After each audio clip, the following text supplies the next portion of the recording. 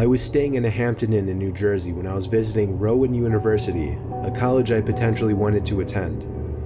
My family couldn't come with me, so I was on my own. After attending campus tours, I went to get a bite to eat at a nearby restaurant, and then went back to the hotel at around 8 p.m., planning on going back to campus again the next day.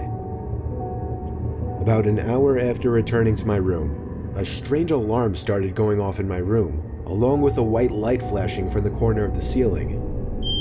A message started looping shortly after as well, saying something along the lines of, "All Hampton Inn guests, please remain in your rooms, this is a lockdown." I'd never heard of a lockdown in a hotel. I never even knew hotels had alarms like this. I found it more interesting and exciting than anything else. Eventually the sound of the alarm stopped, but the light kept flashing, and every 20 seconds or so the message would repeat. It was only like 9:30, so I turned on the TV just as background noise while I started changing clothes and brushing my teeth. I shut the lights when I was done and hopped under the covers. I watched TV for half an hour before shutting it off. The light was still flashing with an obnoxious bright white every few seconds. It was definitely going to hinder my sleep. I was starting to consider calling the front desk to ask what was going on, when the phone rang. It was someone from the front desk. I was expecting them to tell me something about the alarm and when it would shut off, but instead the person on the other end spoke in a very concerned voice. She told me to remain calm and walk out the door. I took that opportunity to ask her what exactly was going on. She went on to tell me that there was somebody in the room with me and to get out immediately. I dropped the phone and instinctively started looking around everywhere. Part of me was curious to see if somebody was in fact in the room. I checked under the bed, looked into the empty bathroom, nobody in either spot. Then, I noticed the closet door right next to the bathroom. It was one of those closets with a wooden sliding door. It was open just a tiny crack, and through that tiny crack, I could see a person's face. At first, it didn't sink in what I was seeing, but when the door slid shut, that was when I freaked out and ran out the door. The people at the front desk showed me security footage from an hour earlier of some sketchy-looking man walking around the hallways, apparently looking for a certain room. When he got to my door, he opened it with the card he somehow acquired, and that was it. I stayed around as the authorities took the person out in chains. It was a man, of course, on the shorter side, easily 40s. He looked at me as he passed, as if he knew who I was immediately. It's scary thinking back that he may have been watching me for more than an hour from that closet.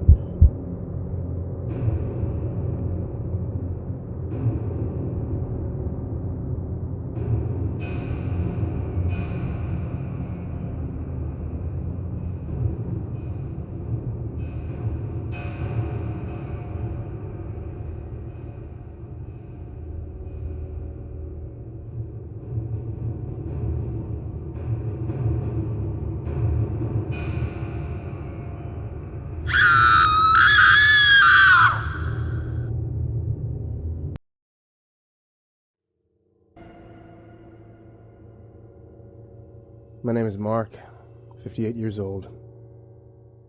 This story happened about 20 years ago.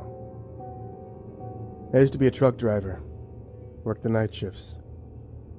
Did that for about 7 years. I enjoyed it for the most part. The pay was good. I liked the quiet time I got to myself. One night I was driving, listening to the radio and drinking coffee, what I usually do. It was really dark on the secluded roads I was driving on. No street lamps around. All I could see were my own headlights in the road, and it lit up. It was also pouring down with the rain. Came across a car that was pulled over on the side of the road. The two men then ran into the forest, leaving the car doors open. I don't know why, but something made me stop and pull over as soon as I drove past. Get my radio off, thought about what I just saw and what I should do. After some thought, it did look odd, so I decided to check it out. I grabbed my flashlight and walked down the road towards the car. When I got there, I couldn't see anyone around. Spoke out. I said, "Hello?" Anyone there? I shone my light in the car and had a look inside. The car was on, the keys were in the ignition. I mumbled to myself, what's going on here? Just as I said that, I hear a branch snap in the woods. Hello? Who's there? There's no answer. I call it again. Anyone there? You hurt? I'm starting to think that I shouldn't be here. Whoever those men were, who ran off, clearly didn't want me to know something and didn't need any help. Turned around, about to jog back to my truck when I heard a bump. I stopped and it wasn't. I heard it again. It was coming from the trunk of the car. I tried to open it, but it was locked. I needed the keys. I quickly got them out of the ignition, opened the trunk, and I couldn't believe what I saw. There was a woman who was gagged and tied up. She was bleeding on her forehead and tears streaming down her face. I removed the cloth from her mouth, and she was begging me to help her. Before I could do anything, the two men ran out of the trees and they attacked me. One of them hit me real hard on my knee with a crowbar. I dropped to the floor screaming in pain, whilst the other hit me with a bat in my legs a few times to make sure I wasn't getting back up. They both then ran to the car, slammed shut the trunk, and drove off. That whole time I could hear the woman screaming for help. I tried to get up, but I was in too much pain and I couldn't stand up. I managed to go back inside my truck and radio for help. I told the police what happened. That woman was never seen again.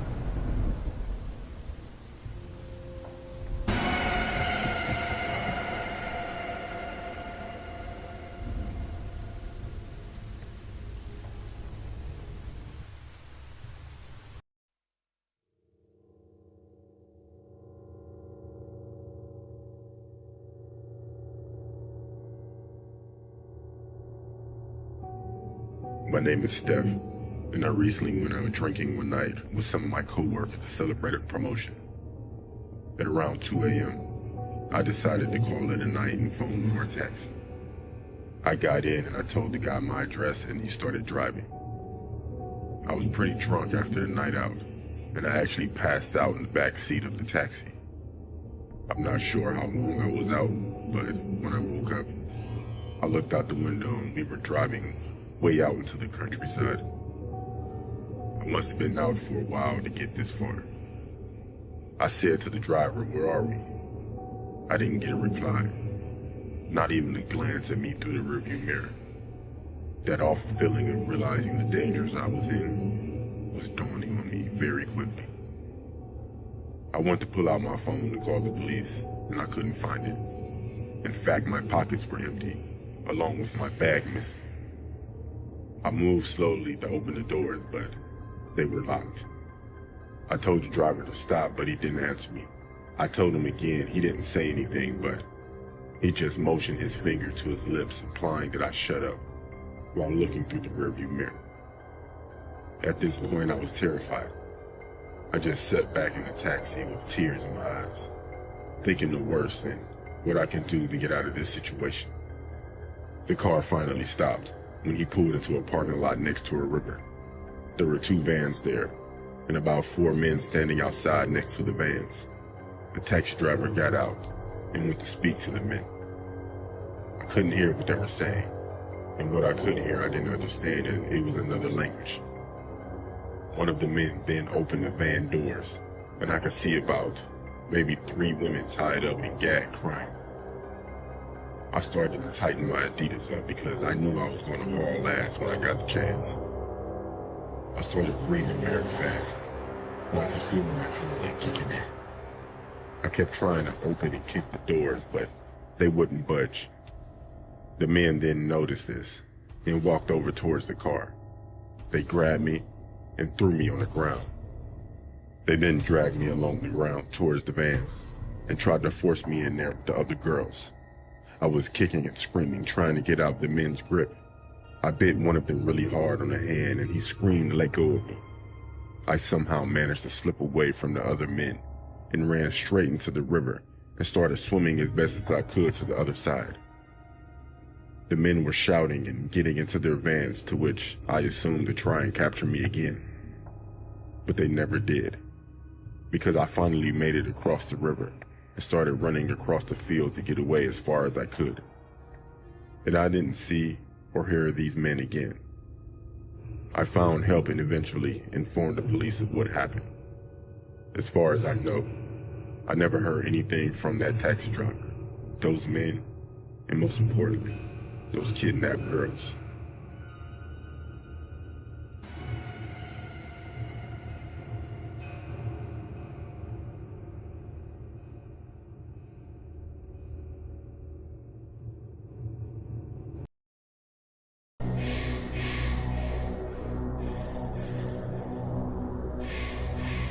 "4 years ago, when I was a senior in high school, my parents had to go on a business trip over the weekend.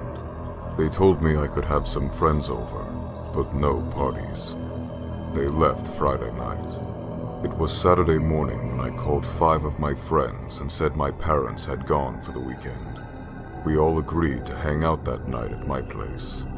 We invited our girlfriends too, so there were 12 of us altogether. I got plenty of snacks and drinks and even ordered pizza and wings. I was hanging out with my girlfriend in front of the pool, watching my friends swim. Not everyone was swimming. Some were relaxing or just making out. I had to use the bathroom, so I started to walk to the door of my house. As I was walking, I heard leaves getting quietly crushed in the bushes. I really didn't pay much attention to it though. When I finished up in the bathroom, I looked at the time. It was about 12:30. I was getting tired, so when I went back outside, I told everybody that it was pretty late, and I didn't want neighbors complaining about anything. It was about 1 in the morning when everyone left. I was brushing my teeth, and I looked out the window. I saw something in my pool. It looked like a human silhouette. I didn't think much of it. I thought I was just seeing things because of the lack of sleep. I fell asleep and woke up at about 9:30. I went to the bathroom and took a quick glance out the window and back, but something caught my eye, so I looked outside. I saw a man standing in my pool, facing away from my house. He was tall and bald. He looked nothing like any of my friends. I was so confused, so I went outside without even using the bathroom. I walked over to the pool, yelling at that person, trying to confront him, but he didn't even move. I walked closer, and then I got goosebumps all over my body. A scary thought went through my mind. I walked closer again so I could see his face. Once I stood in front and looked at him, I screamed so loud the whole town probably heard me. In my pool was a human taxidermy with no eyes. I screamed, running back to my house, and for some reason, I turned around while I was running. I saw someone in a black hoodie with the hood up and his head tilted a bit down. I locked all the doors and called the cops. When I was on the phone, I decided to make sure all my windows were locked. I got to a window and came face to face with the hooded man. He was so creepy looking. He had a dirty face with a messy beard, but what really stood out was his smile. It was so big and psychotic. He was missing teeth, and the ones he had were yellow and some were chipped.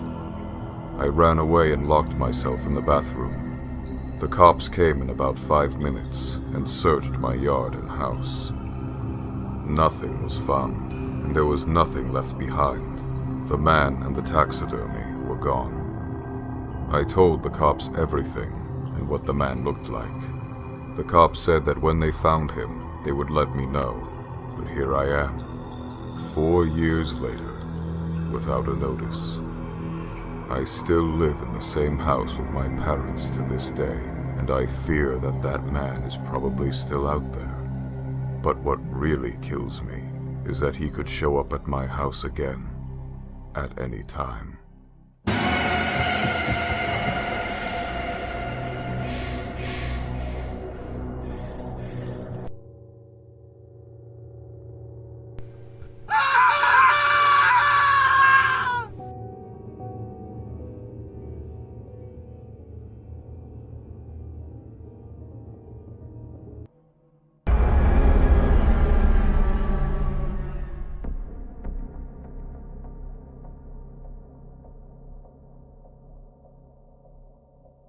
My name is Todd, and this story happened a long time ago, during the 1960s.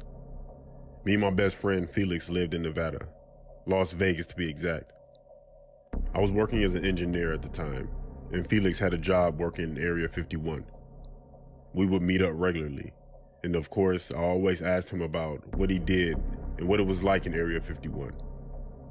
I never got much out of him, and he always said it's classified or he can't say. However, there is this one time where he did want to tell me something. It was July 22nd, 1969, 2 days after the initial moon landing. I received a phone call from Felix asking me if I watched the moon landing the other day, and I told him of course, who didn't. I'm not sure where he was calling from, but he said to me, "It's fake." I asked him what's fake. He said, "The moon landing is all a hoax. I saw it being filmed," he responded. What? Felix, I don't understand. What do you mean? He then said he can't talk and he'll meet up with me at my place later. And then the phone went dead. I was confused at what he said, but I thought I would just wait for him to come by and he can explain, but he never came. The next day, I tried to call him at his apartment, but I couldn't get through. I decided to drive over there. I knocked on his door, and to my surprise, a man answered, but it wasn't Felix. He asked me, "Can I help you?" I asked him, "Where's Felix?" He looked at me confused and told me there's no Felix and that he has lived there for over 10 years and shut the door on me. I was so confused I was losing my mind. Was I? I couldn't have got the wrong apartment. I've been visiting Felix here for years. I went downstairs to the front desk and asked for Felix's information. The woman looked at me like I was crazy and said, "They've never had that person here, and it's on none of their records." I never saw or heard from Felix ever again. It was like he just vanished and never existed. To this day, I believe whatever Phoenix was going to tell me about the moon landing being fake, it was true, and the government wanted to keep it a secret. I don't know what's going on at Area 51, but who knows? I know I would never mess with it, I would never go there, and I would never ask about it again.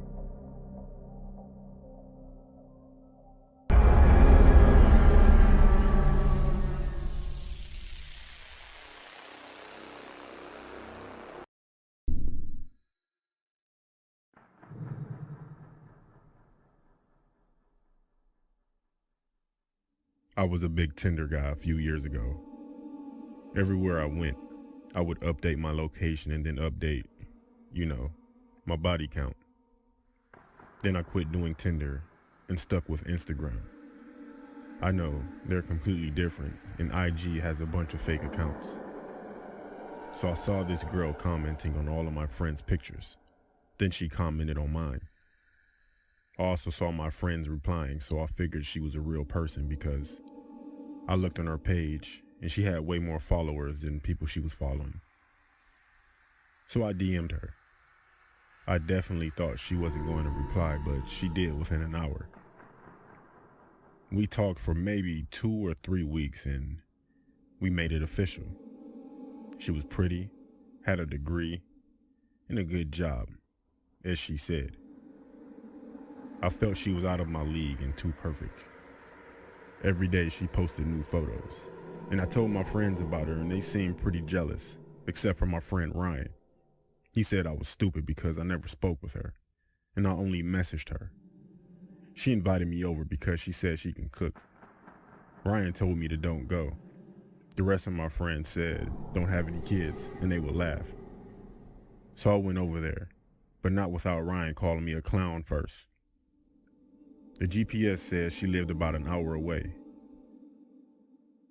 When I first started to talk to her, she told me that she lived in a nice neighborhood. But when I got there were people everywhere and the neighborhood was not that nice. When I stopped at the stop sign at the corner, people walked up to my windows and asked me what do I need. But I pulled off really fast and got to the house. It was a duplex, so I messaged her and she said to come up the stairs. It was about 9 at night and people were everywhere just standing around. I knocked on the door and I was definitely excited. The door opened and to my surprise, it was a bald-headed white guy with a patchy beard, tattoos everywhere including his head, with a tank top on. I asked, was Lisa home, and he said, yeah, come in. When I walked in, I was immediately hit with a musty smell mixed with cheese. He told me to sit down, and he sat down across from me on the couch. He said she'll be out soon. He asked me did I want something to drink, and I said, yeah, sure. When I got up, I texted her, can she come out please? She immediately said yes. The man came back in with 2 cups of juice, one for him and one for myself. Then I noticed that he put a phone down on the table next to him. So I acted like I sneezed and got some on my arm. Then I asked for a tissue. He went to get some tissue and he left his phone like I thought he would. I texted her back, and to my horror, the phone rang. I looked on the caller ID and it was my name. I heard him coming back. He came back and we sat there for about a minute, and then the phone rang again because he never checked the message that I sent. He looked at the phone. I looked at the phone. Then we looked at each other. I postured up, and he calmly said, I guess you caught me. Then out of nowhere, he lunged toward me, attempting to grab me. I punched him, and he fell on his face. I ran out of there so fast, and I never looked back. Yeah, I called the cops. And when they got there, the man was still knocked out. After that, I never went on dates with people that I met online again.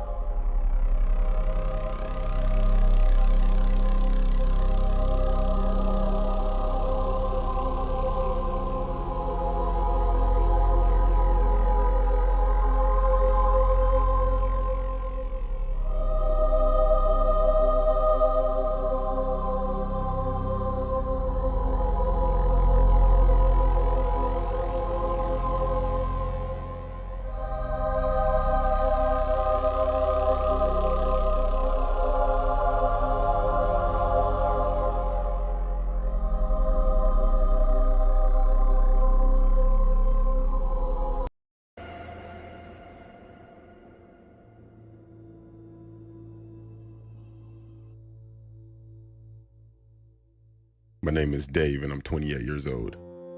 This story happened years ago when I was a kid. One summer, an ice cream van started turning on our street. I don't know how old I was at the time, maybe around 7 or 8. But when the ice cream van turned up, of course all the kids came out to buy an ice cream. I was best friends with a girl named Sally, who was about my age. The ice cream driver was friendly to all the children. A little too friendly, if you know what I mean. Especially to Sally. He would always try to talk to her. For example, ask her how her days have been, what she's doing, stuff like that. Irrelevant questions for a young girl just trying to buy ice cream. More and more I would see him near our street, or even the area we lived in, like the park we would play at, or near the school playground. And it wasn't even to sell ice creams. He would just be there talking to one of our parents from the street. Just some kind of cover to be close to the children, and especially Sally. One Saturday afternoon, he came into our street like he usually does with his ice cream van. However, this would be the last time I would see him or his van. I saw Sally walk over towards the van. I was walking to the car with my mother. And at that time, we were getting ready to leave. I asked if I can get an ice cream, and she said no because we have no time. We have to go. The van then drove off. Later that night, Sally was reported missing. She hasn't been heard of or seen since, and this was around 20 years ago. What makes it even worse is the ice cream man hasn't been seen also.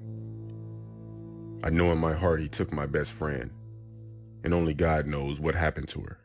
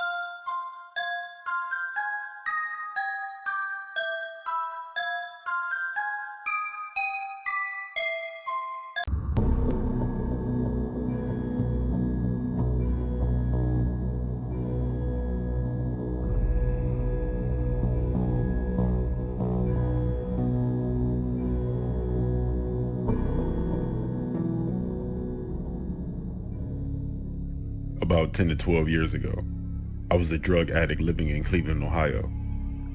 I usually spent my days smoking, drinking, and I was usually up to no good.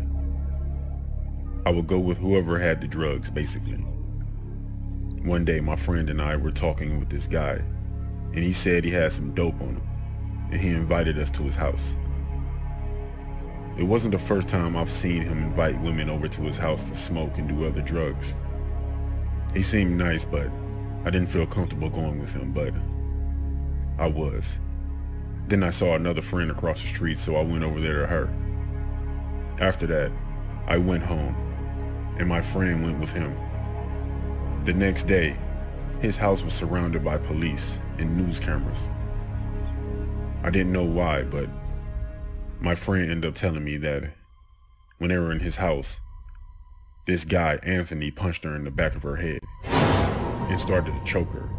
Then she woke up in a bed. She said next to the bed she saw a woman's body with no head attached, but she decided not to scream because he was asleep right next to her.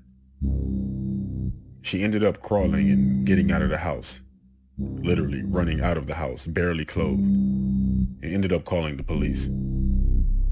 Eventually, they found 11 bodies of 11 different women in and around his house. Who would have known that man was a serial killer? His name was Anthony Sowell. I'm so glad that my other friend caught my attention right before I was going to his house. Who knows? I could have been one of those bodies.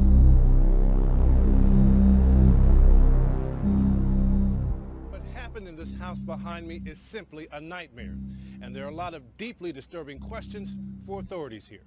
There were 6 bodies found in this house last week. This morning we know there are more. We discovered 4 additional, what we believe to be 4 bodies. Police believe that they were murdered by this man, Anthony Sowell, a convicted rapist who had been living in the house. It appears that this man had a insatiable appetite that he had to fill. 5 of the bodies have been identified as women. Police say they were strangled. I didn't feel safe. There's something telling me don't go in this house. One woman says she narrowly avoided being a victim. How he was in love with me, how he wanted me to go up to his house and drink with him. Sowell was a registered sex offender. This tragedy raises questions about how closely he had been monitored by police. Probation and parole is not really set up to be a law enforcement outfit. They're not set up to do the type of surveillance and supervision that might catch somebody like this guy. The search of this house will continue. Chris, there could be still more bodies here. Pierre, thank you. Thank you for the report.